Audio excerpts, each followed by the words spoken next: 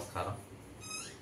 మరి నిన్నటి దినాన జాతీయ చీఫ్ ఎలక్షన్ కమిషన్ న్యూఢిల్లీకి అక్కడ మా అడ్వకేట్ ద్వారా రాజ్యాంగ సూక్తులకు విరుద్ధంగా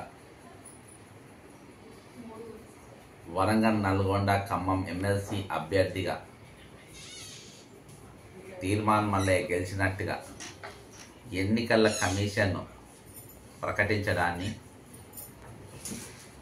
జాతీయ ఎలక్షన్ కమిషన్కు రిటర్నింగ్ ఆఫీసర్ పైన అధికారుల పైన ఫిర్యాదు చేయడం జరిగింది.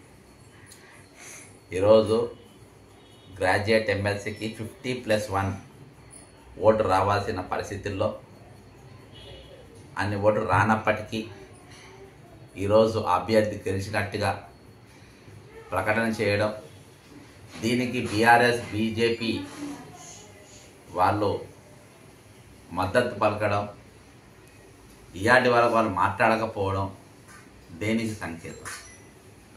దీనిపైన నేను చెప్పినట్టుగా నిన్న దినాన ఢిల్లీలో జాతీయ సెంట్రల్ ఎలక్షన్ కమిషన్కు కంప్లైంట్ ఇవ్వడం జరిగింది.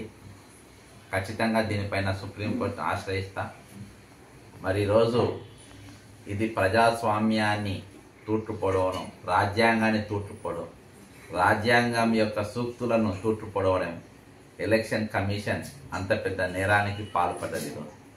కాబట్టి ఖచ్చితంగా ఇది రాజ్యాంగ స్ఫూర్తితోని, ప్రజాస్వామ్య స్ఫూర్తితోని ఖచ్చితంగా దీనిపైన ముందు సుప్రీంకోర్టులో కూడా ఖచ్చితంగా దీనిపైన కేసు వేస్తాం, కొట్లాడతాం.